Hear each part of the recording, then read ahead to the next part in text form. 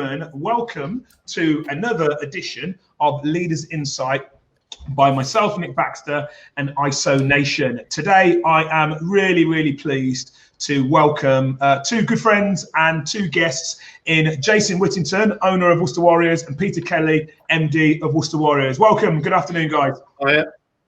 Thank you, Nick. Can I just stop you there, Nick? It's Whittingham. It's Whittingham. I'm not the chap who left home with a sort of stick in a handkerchief and found London paved with gold. I made my way to Worcester. Just so we're clear. Apologies there, Jason. I've got it written in front of me. I sent you an email. It says at the bottom of the screen. Apologies for that. That's fine. Nick. Call me what you like. No. This is who are you anyway? Is it Nick Baxter? Is that right? Is that who you are?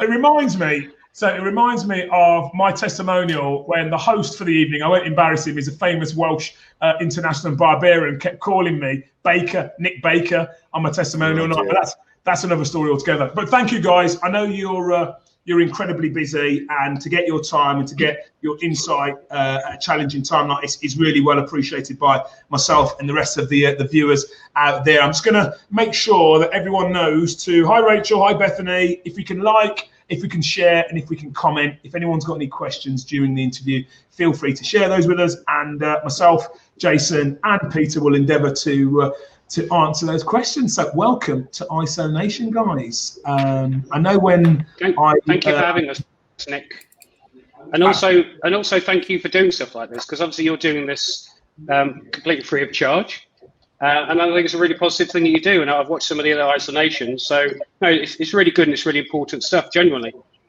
Oh, thank you, really appreciate that. And you know what, it's funny now because we've been going, I think it's our 69th or 70th day in lockdown. And when we first started, the guys from Nifty Communication, Rachel and Christian, they wanted to kind of create a collective for business owners. The most challenging time, create a bit of a supportive group where you can share evolving chat strategies. We can all collectively come together and share best practice, really, to kind of navigate the landscape. So it's starting to work, and we're getting loads of really good feedback. It's really nice for you to caveat that. And without further ado, I'm going to go into, so we've got a list of questions. It's quite conversational today. What we're keen to do is kind of establish what the impact's been on the business, how you guys have mitigated that, and how you guys have kind of evolved. We've all really evolved over the last 8 weeks. Our business has changed. Our income streams have dwindled, and our strategies have had to, I suppose, evolve. So I always start the interview off with an OMG moment. My OMG moment was walking through Cheltenham with a couple of 100,000 people thinking,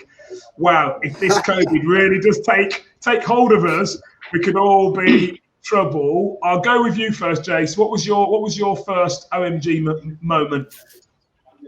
First OMG moment was because, when it first starts to hit down, you don't really appreciate what is going on, and certainly what is about to happen.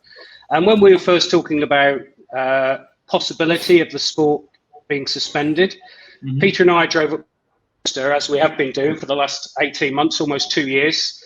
And Peter bought a little wooden Cobra, and we put it in the boardroom, and we said, right, that's our Cobra room. We're going to go in the Cobra, and we're going to plan what potentially locking down this business looks like.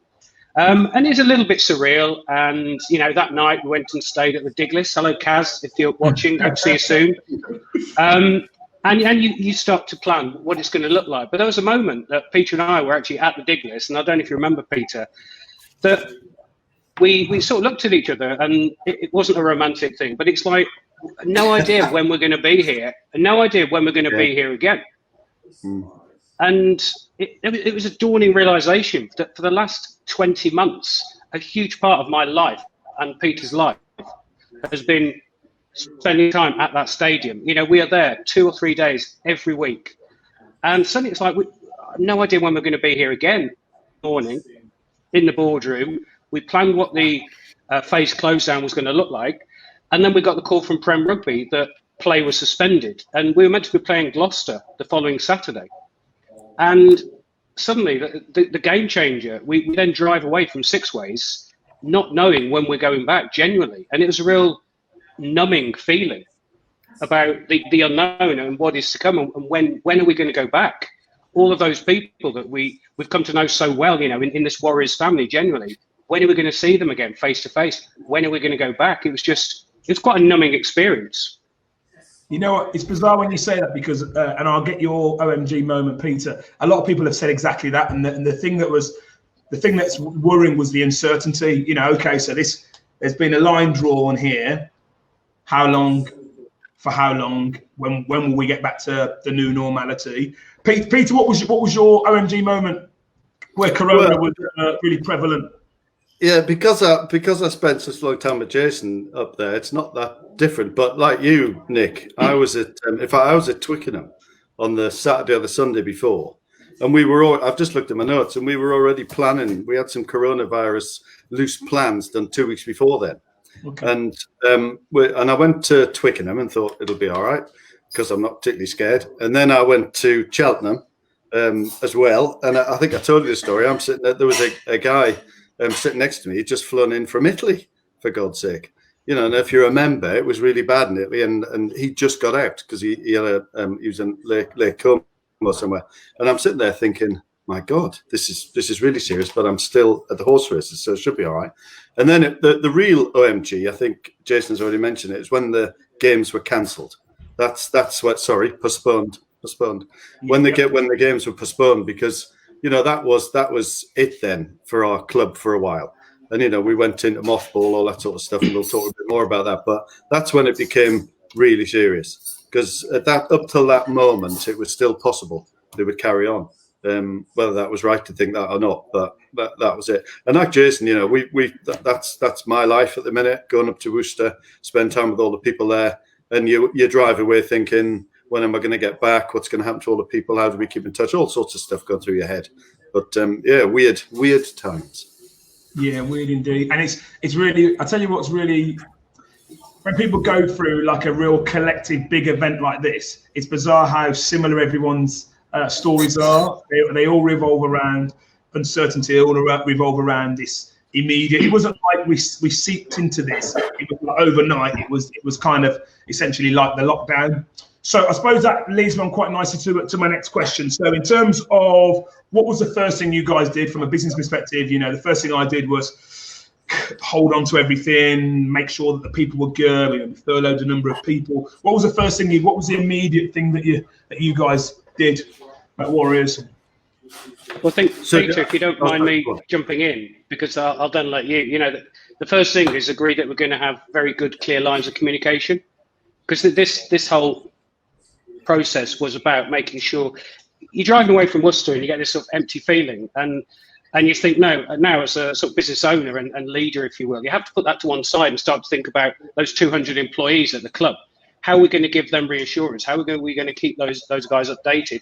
How are we going to continue to move this business forward to make sure that when we come through this, we're in a stronger place, not just as people, but also as a business. So, you know, as soon as I got over the numbing feeling of when am I going back, you immediately click into, right, now it's about preservation of jobs, of business, continuity. What are the development? How can we accelerate some of these plans? Let's take this big opportunity now to step back and take a look at this business and think, well, these things were never quite right. But in the mayhem of just continuing to get to the next match, hospitality, now you've got time to step back and say, okay, let's put some of these things right. Let's stop wasting this time.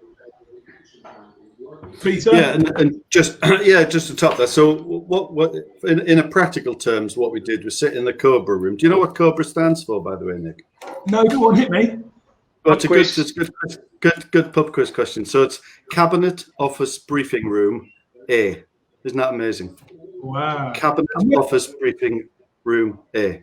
And where did you get that from? Is that political? It's just I'm just full of lovely things like that, mate. I mean, I made it up. It's nothing to do with that. No, it is. I don't know. I don't know. Yeah. I must have seen it somewhere. It's just such a good quiz question because hardly anybody knows it. Obviously, a lot more people are going to do it now. But where did you get the Cobra from? Oh, it was my son's. I've got two boys, and it was one of theirs. Been in the bedroom for years, and I said, "I'm taking that. I've taken that. We're going to put it in the middle of the boardroom table."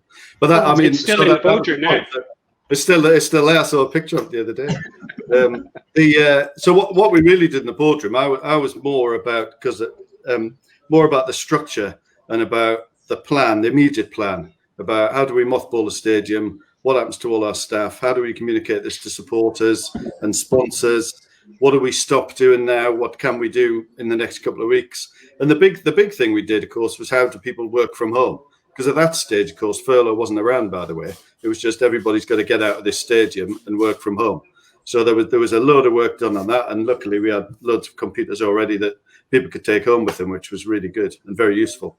So that was sort of the first stage. And we did plan after plan, as Jason will tell you about, who we deal with. And the people was our workforce was the main thing, the players and the workforce, about trying to explain what was going to happen, because it was very, very, very unsettling for them, as you're aware, and still is to a certain extent. But right at the beginning, it really was.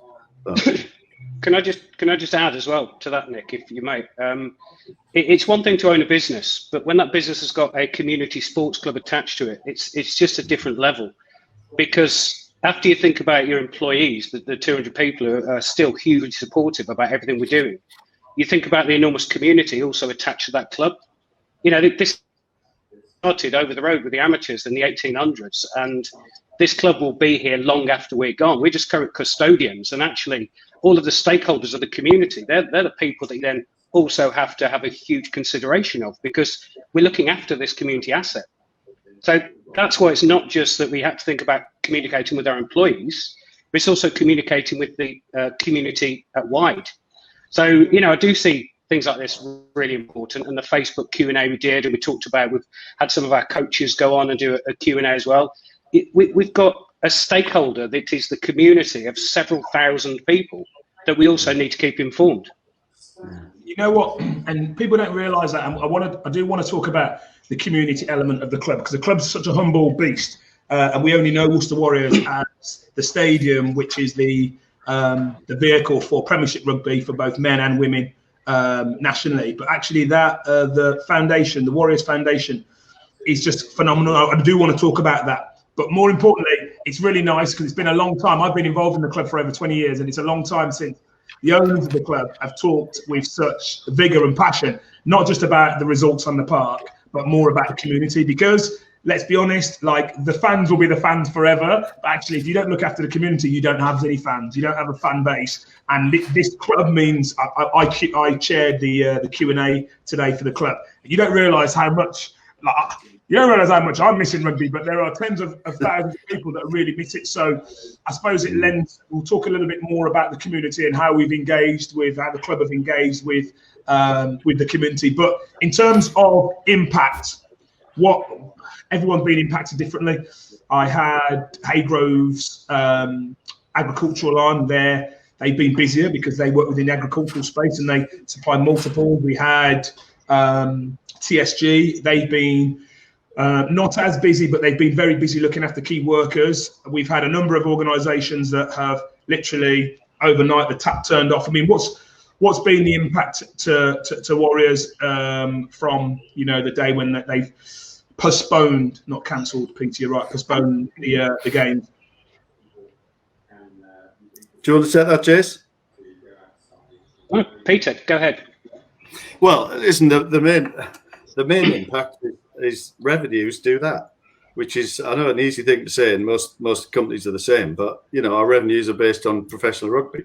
So and also there's professional rugby in the use of our facilities, i.e. events, conferences, all sorts of stuff that we do in the community that raises some sort of revenue in certain ways, sponsors. So that just fell off a cliff. And that's still, is still a major problem for all sports clubs, not just ours. You see it in the Premiership, you see it in football, you see it everywhere.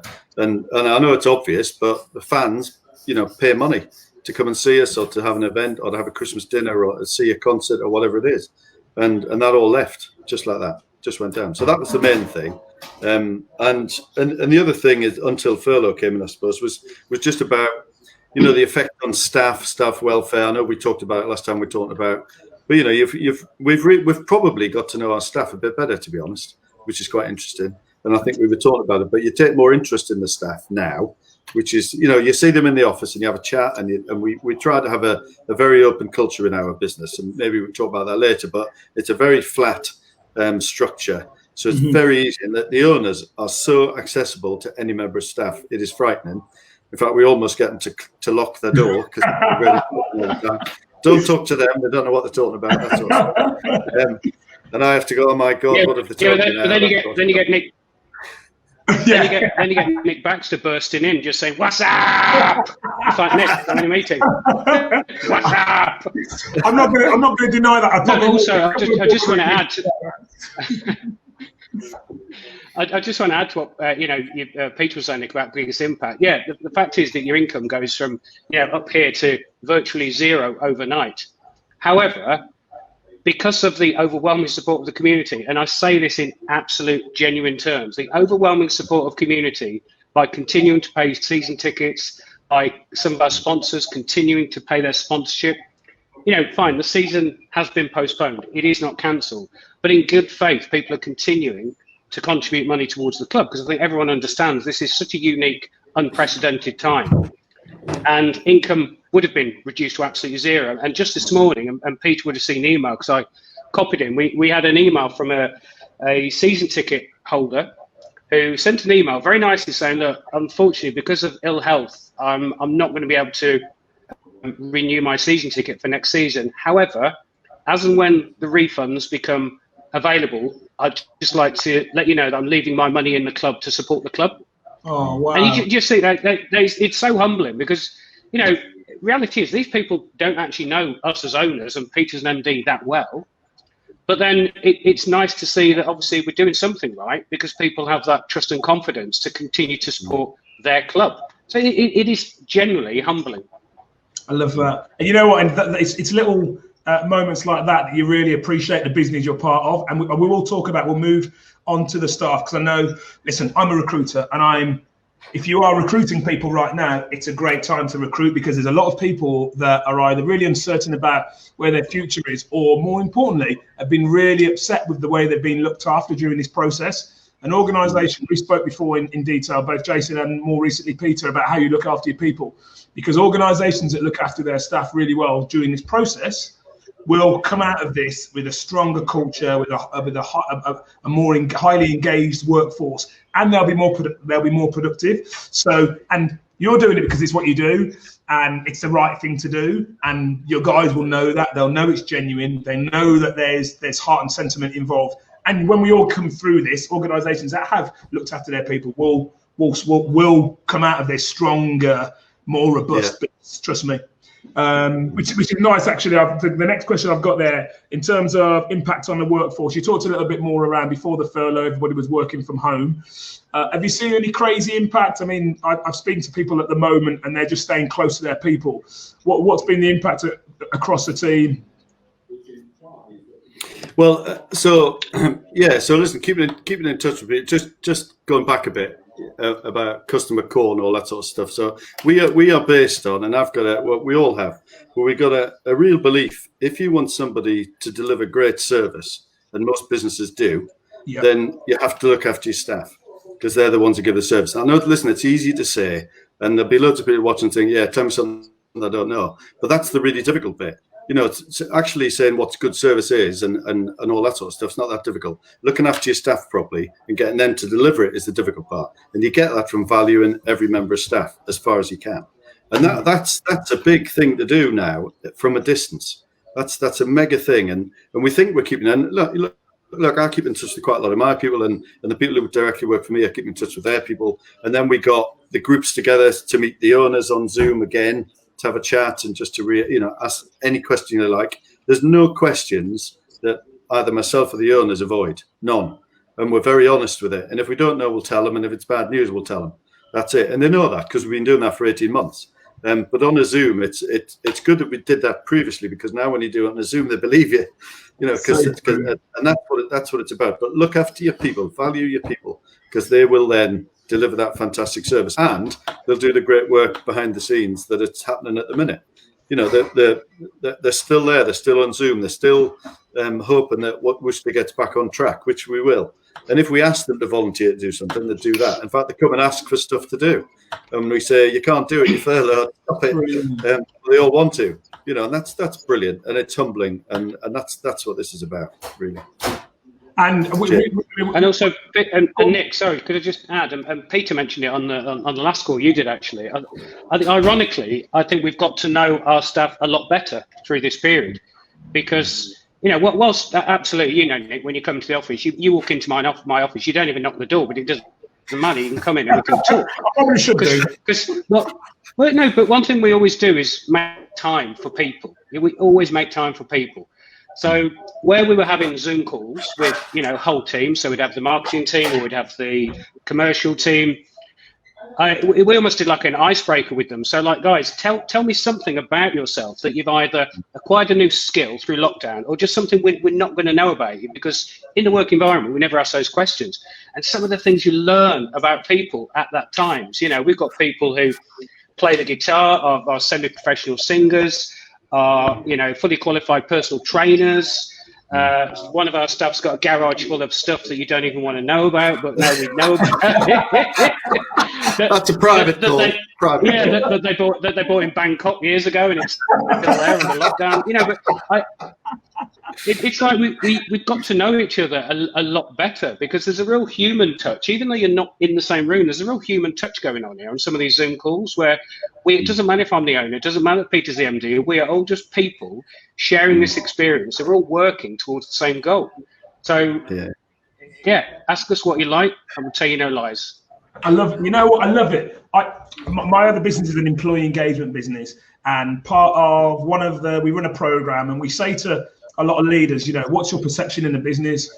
And a lot of them, well, I think this is what people think. And we say, do you ever talk to people? There's so many leaders of businesses, and there's a lesson in here somewhere. There's so many leaders of business that don't engage with people more than 2 rungs beneath them in the chain of command. And a lot of it isn't because they think they're above it. A lot of it's because of time. And we have this process where we say to senior leaders and owners of businesses, by next week, I want you every day to speak to someone you've never spoke to before, and I want you to tell me an interesting fact about them. And the leaders always go, oh gosh, I don't know what to do. How do I do it? How do I start a conversation? And we say, you've got to find a way. Where are these people? Yeah, exactly. You've got to find a way of going with that person, engaging with that individual, and finding out a fact. Only one a day. And I tell you what, it's probably one of the best parts of our program when they come back to us the next week and they're really buoyed, just like you were talking about. And I think I know you're talking about Zoe, the semi-professional singer. She could be a professional singer, let alone They come back and they're really engaged when they find out about their people.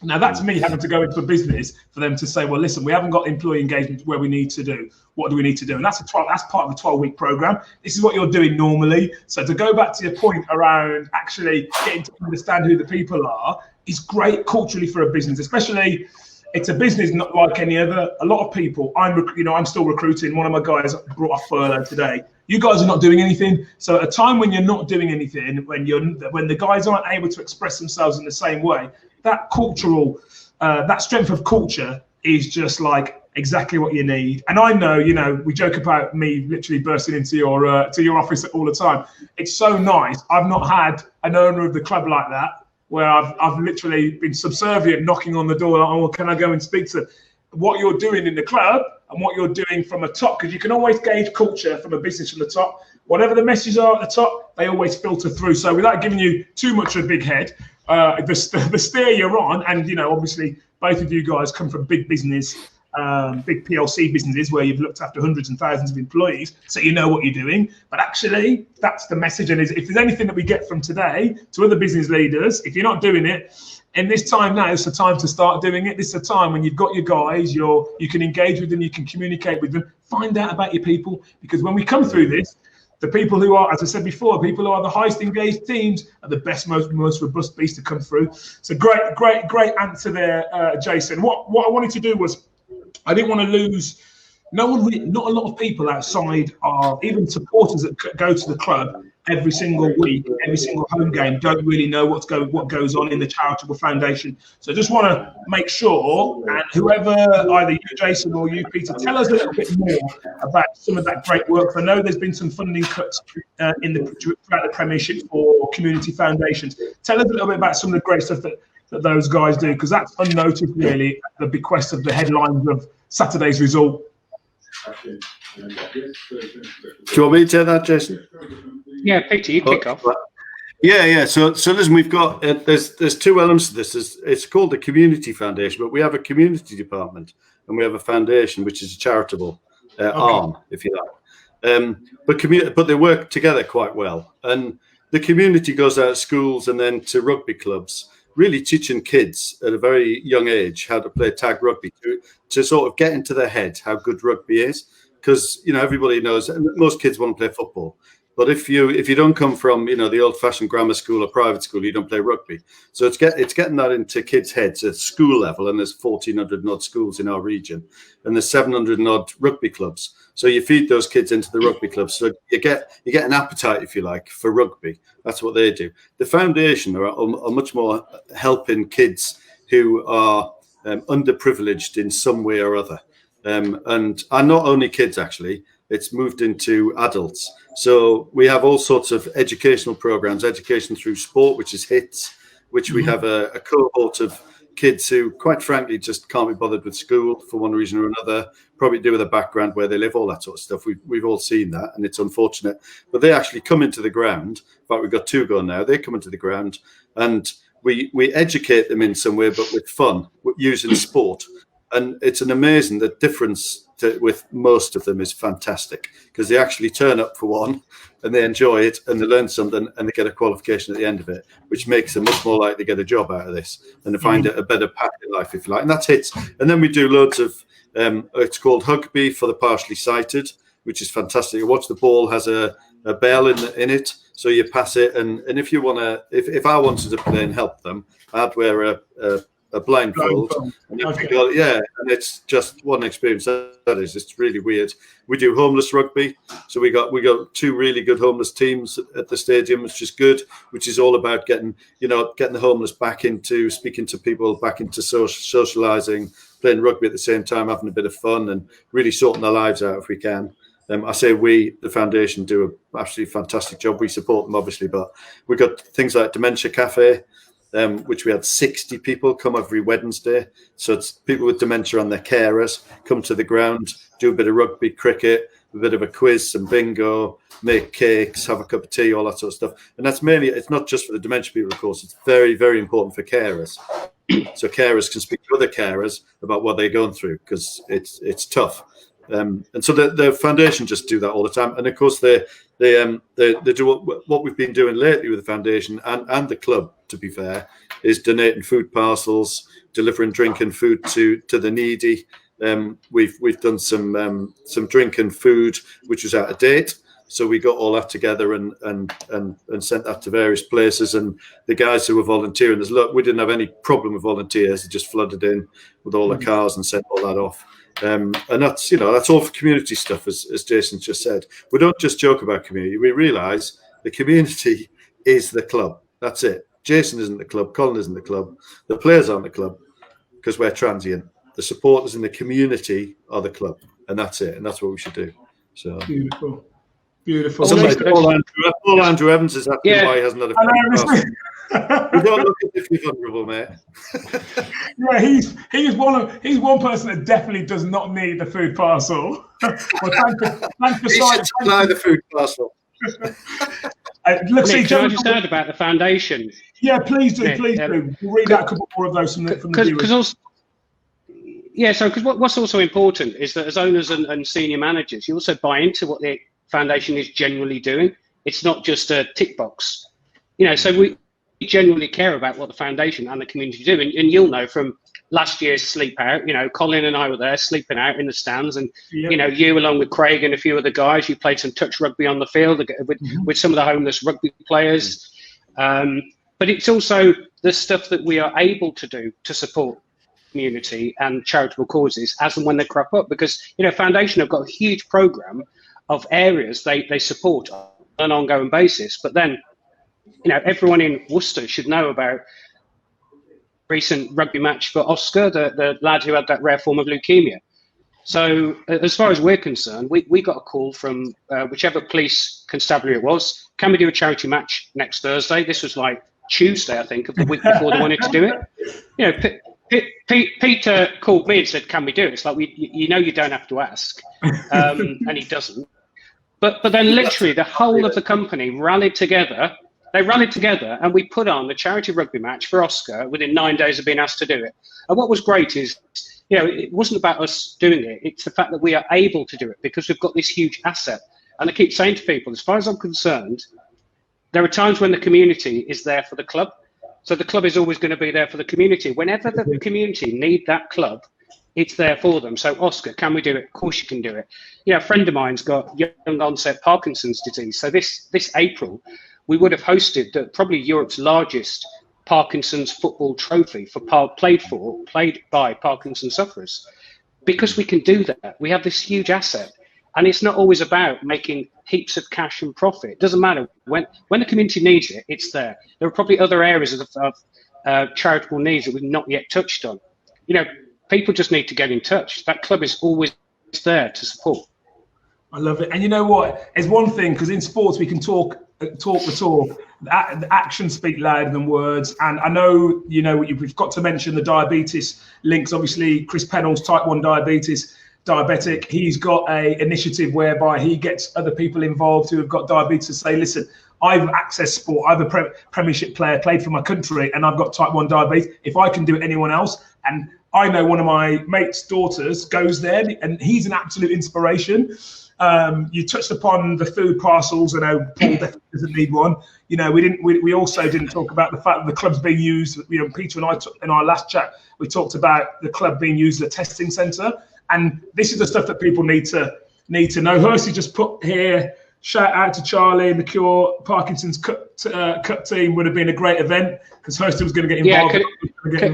Can I just add? It was Charlie Appleyard, Parkinson's UK. If anyone gets an opportunity to support the Cure Parkinson's Cup, please do it. As soon as we're able to, we're going to host this tournament.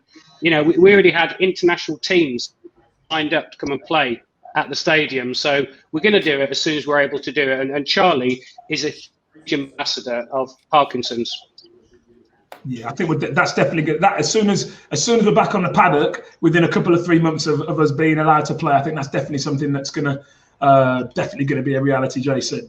And I wanted to make sure that the foundation, because I was doing some research for our chat today, and I was speaking to my wife about the foundation. She's like, I didn't know they did that. Why come that's never, how come that's not in the paper? How come that's, and we need to, if anything, guys, from a comms perspective, you guys, and I know you're humble, you don't do it for any praise, but actually, I think it's a great way to further engage with the community, and for those that aren't rugby fans, for them to realise on our doorstep is a resource out there. We raised, I know you were looking, you let me shake my tins, and we took our team there on Oscar night, and we raised about $7,000 just from shaking tins, and had my kids there, and that atmosphere was as good as any Prem game, because it was just, and other people weren't really that bothered about rugby. They just came to support Oscar, but actually they were brought over by a great venue, and that's what it is. So sorry for slightly digressing there, but I think it's really important.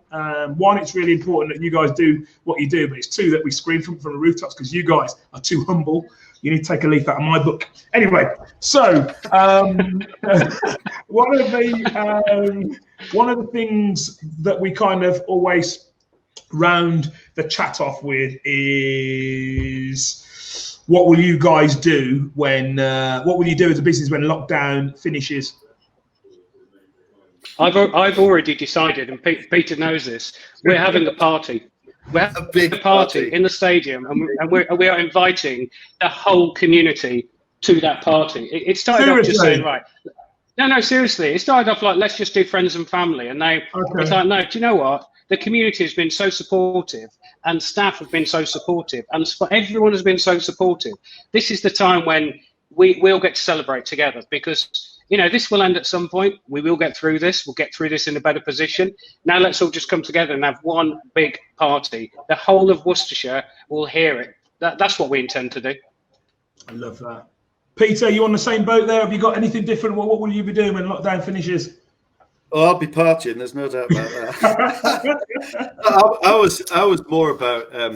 well, listen, apart from the things we talked about last time about missing your friends and going out for a drink and going for some food and all that, you just miss friends, don't you? Having that face-to-face contact. But I was just gonna look on the good stuff that may come out of this and what we can learn from it to a certain extent. And I think as a nation we should all slow down a bit.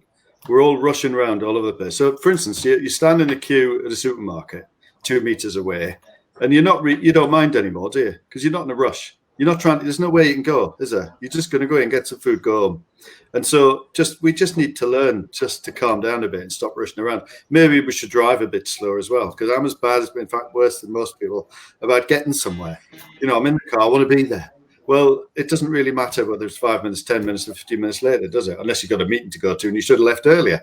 But, generally, we rush around all over the bloody place. It's mad.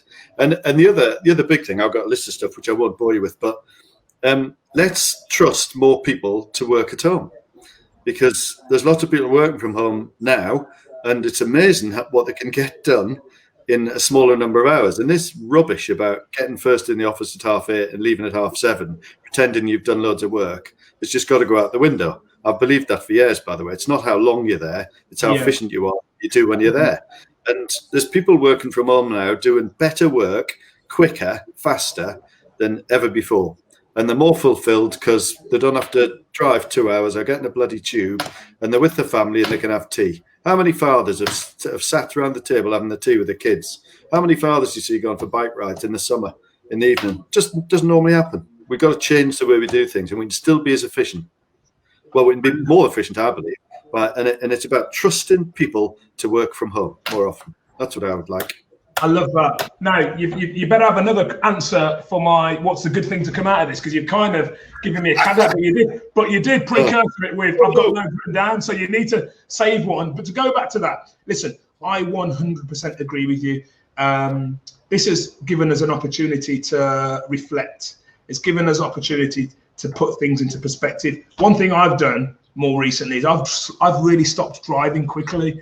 And I've always found myself as being one of those people, I've got meetings, I start early, finish late like everyone else, and I drive everywhere really quickly. And actually, I've become a really sensible driver because I've started to take my time to go everywhere, and I'm no longer in a rush to get everywhere. And you're right, if you need to get somewhere, you need to leave a little bit earlier, because we always leave it right to the last minute. I know I've got to get there in 15 minutes, so I'll leave it to 16 minutes then I'll make the move. In terms of the perspective, I'm going to come back to the good things that come out of it, but you made the real lovely point. I've never made so many dinner times. I've never made so many dinner times. I've never seen so many other dads on the bike ride with their family. I went for a bike ride yesterday, and I went past probably 7 or 8 families of 2s, 3s, 4s, or 5s all together. And we normally give ourselves an excuse. I've got to prepare something for Monday. I need to do this presentation, or you guys go for the bike ride. I've got to do my emails. I'm really hoping, and again, I won't spoil the good things that come from it, but I'm really hoping that will matter.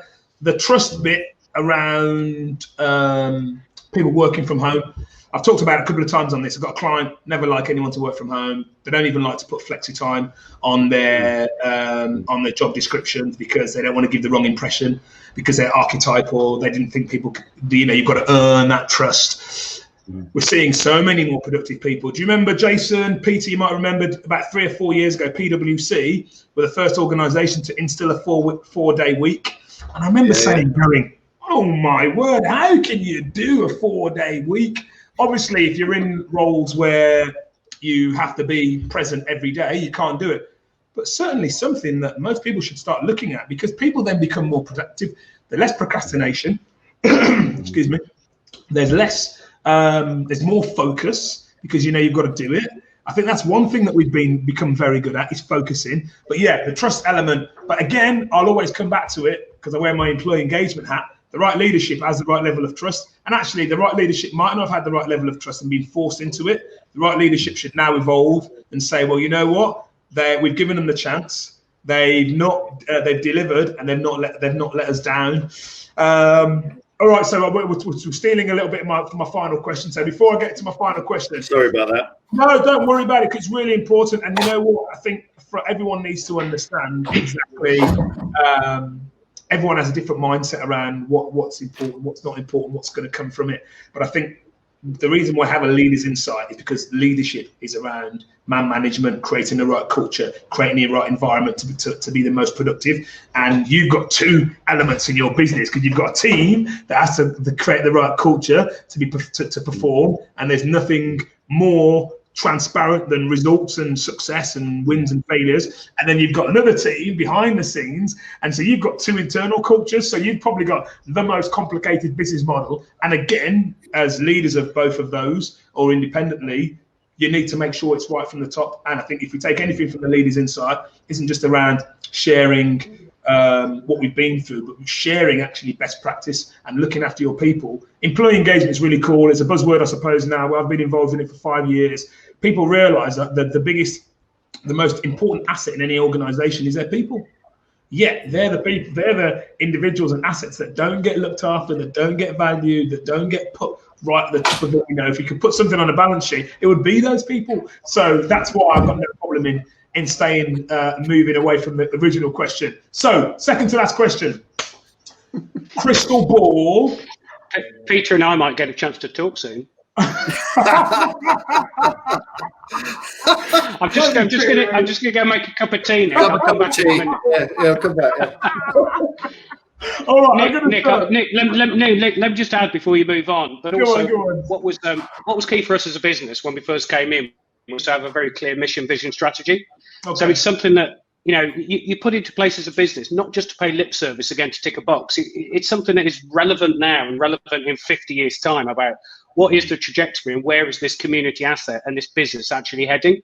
So it's really interesting to know that through this time of lockdown and through this time of significant change, if we look at our mission, vision and strategy, it's still relevant.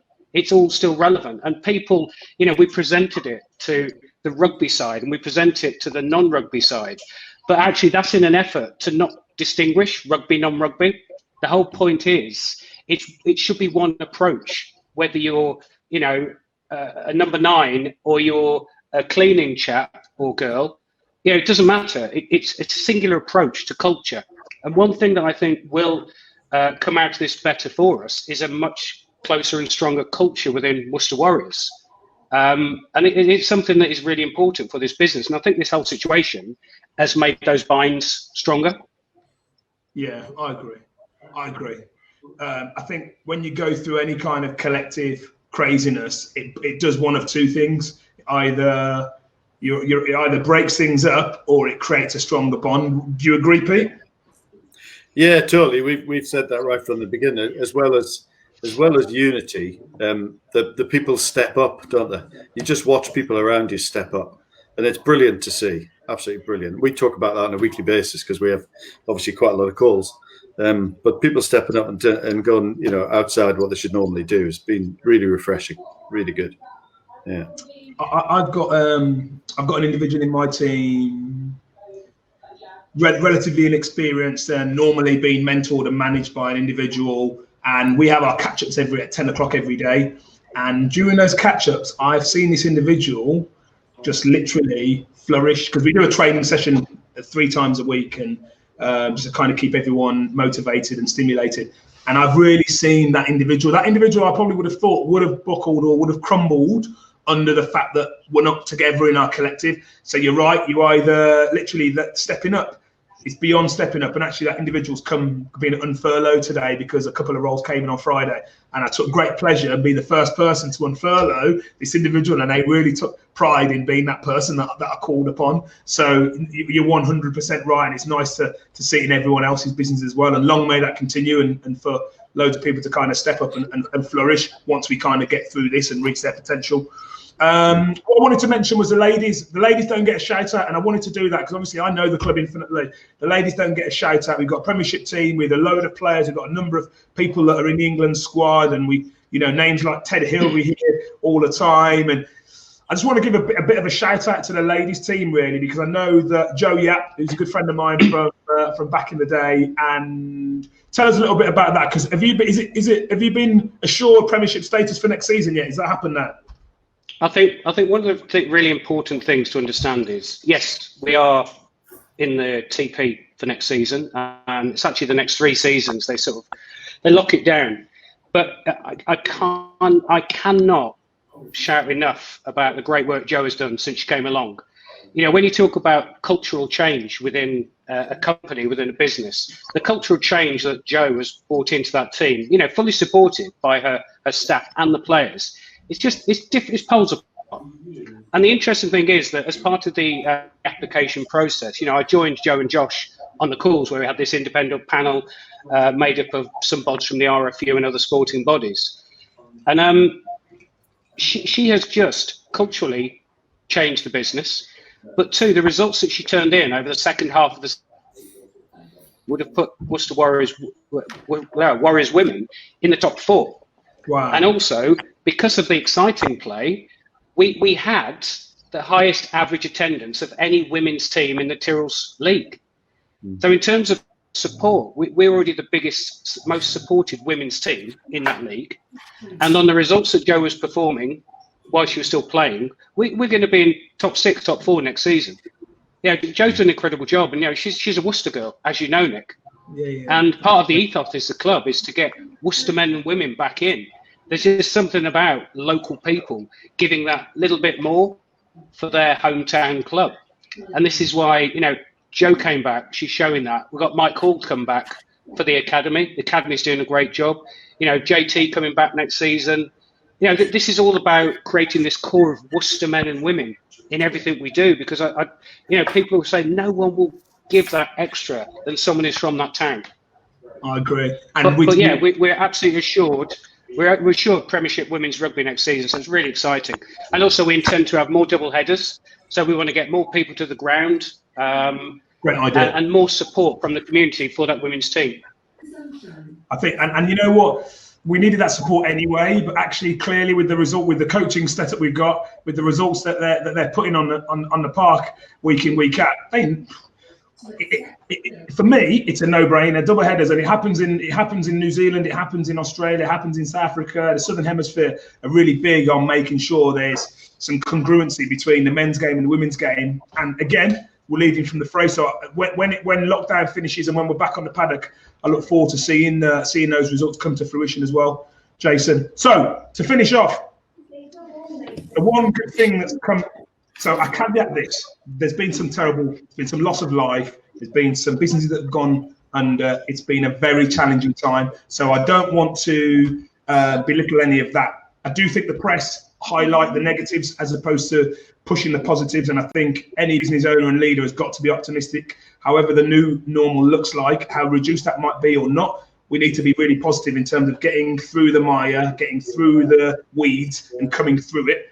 But there has been some good bits. Peter mentioned, people connecting with their families and having family time and just slowing down. What do you think? So I'll go to you, Jason, give Peter a bit more time to give me his third answer on this. What do you think is a good thing to come out? Drink more. Yeah. That's what you need to do. What are the positives for you, Jason, to come out of this? I think that the club has become more engaged with the community. Because of the community, the support the community is now shown for the club at a time when the club needs it more than ever. So I think we are better connected with the community. And also this opportunity to really look at the business under a microscope, because there are times now when we're not running at 1,000 miles an hour and just think that this was really unnecessary. This was not efficient. This was not cost effective. This was not good for people. This is not good for product. The ability to look at each part of our business, step back and say, just doesn't work. Let's fix it. Let's make it better. And that's the point. I think every business has got an opportunity now to really look at these cracks that this whole situation is exposed and stop plastering, fix them. And that's exactly what we're doing. Worcester Warriors will come through this in a much stronger business sense. Beautiful. I love it. I graduated from Oxford Uni on the Goldman Sachs High Growth Program in January, and they're doing a refresher for 4 weeks, and they are saying exactly the same thing. And they're calling it reimagining your business. You've got to reimagine your business coming through this. It's a time we've never had before, planning, strategy, focus, because normally we're in the mire of the day-to-day. We're normally in the mire of operational. So the fact you're talking about being more strategic and more tactical about what you want to do, and a great analogy, don't paper over the crap. I think that's, if you take anything from this leader's insight, from a leader's perspective or owner's perspective, It's that, and there's a lot of people, I'm speaking to lots of people that still got their head in the sand, speaking to lots of people that think that the landscape will change around them. And actually those people are going to be very disappointed, because it's a time when you have to look yourself in the mirror. You might not be happy with the reflection but of your business, as opposed to my face, and say, you know what, there's stuff that we can fix here. And there's one thing talking about it, Jason, I'm looking forward to, and I know you guys are already deep into the strategy of how you come through that. I welcome that with open arms, and should the rest of the rugby community in Worcester. Peter, to finalise, what do you think the good thing is to come out of this, or one of the positives? Yeah, apart from the 19 I've already said, you mean that one? No. So I think it's also, as well as Jason and I and Colin, the other one, are looking at the business from a brand new perspective, if you like, as if we were starting the club again. What would the ideal scenario be? I think we've also got to look at ourselves and how we manage, and we're reasonably proud of the culture, because the best definition of culture I've ever heard is the way we do things around here. And we do value our people. Do we value them enough? We do listen to them. Do we listen to them enough? Have we got a great empathy with people? We think we have. But I think when we look at what we do, even keeping in touch with Zoom and things, we don't do enough of it. And, unless you do that, and you do that more often, it's not going to work. And the other big thing related to that is communication. We are reasonably proud that we communicate quite regularly to our people, right? Obviously not enough. And the trouble is, when you start communicating quite a lot, they want more and more. And we got to work that out, because you can't tell them everything as soon as it's happened. But communication, what's happening in your club, especially in a sports club, it's really important, because they're interested. The fans already. Jason and I came from a retail background. And, our major job, certainly my major job with people, was getting people to love the brand and really be behind the brand. My God, that's difficult. Not in Worcester Warriors, it isn't. You walk in, the brand's already there, the brand is loved, and all the people working there love the brand. How brilliant is that? And that was easy. But the communication thing and the empathy, I think, is the thing that we can all learn personally. We don't do enough of it, and it works.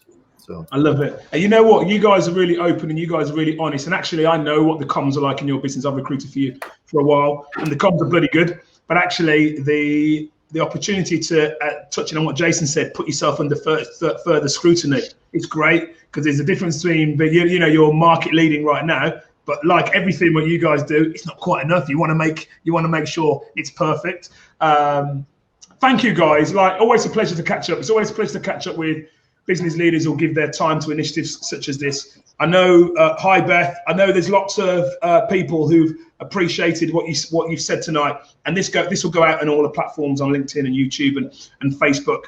A big massive thank you from myself and the rest of the IsoNation guys. It's always a pleasure to interact with you, because you guys actually do what you say. You don't just talk about. Nick, can I just add one more thing? I know you're trying to wrap up, but we're like it. Once we get talking, we're not going to stop. What I would say is that. Whilst looking at the core business to understand what we can improve on, it's also one of those times when stop delaying. We're accelerating other plans we have for new initiatives in that business. Like, now is not the time to procrastinate. Now is the time to accelerate your development plan. So we've got loads of exciting things that, in the 5-year plan, that's like, well, that's year 2, that's year 3. It's like, no, it's not. It's now. When we come out of this, get them into 6 Ways. 6 Ways is an untapped event mecca for Worcester. Why aren't we doing more? There's so many other things we're working on, and we're just saying, no, forget it. Let's bring them all in now, because we've got time to accelerate them now. So there are new things, new initiatives that will be coming in, as soon as we can get back into the stadium. You give me a little bit of a taster there. I don't want to put you on the spot now, but I will do in the next time I catch up with you to find out exactly what we are. But you're right. This is a time now. A lot of people I'm talking to at the moment. Yeah, Peter's like, a lot of people I'm speaking to at the moment talked about those burying their heads in the sand. The other guys, like, we're looking at a new website. We're rebranding. We're looking at a new website. We're looking at, because it's a perfect time, not only just to look at your business through a microscope, but actually to say, what am I going to do about it? And we won't have this planning time again. I know cash is tight and execution costs money, but actually it costs a lot less money to do it in this landscape than to do it when you're really busy and you haven't got the focus to do it properly. So that's probably the 5th good thing to come out of it. And actually, it's nice to finish on a number of positives, because we are on the backdrop of a really challenging landscape, and the only way we're going to get through this now is positivity agility, and network. They're the three main things that are going to get any business, whether the fact that we can pivot and be agile, the fact that we've got the positivity and the mindset to create the right culture, and more importantly, that you've got the right network.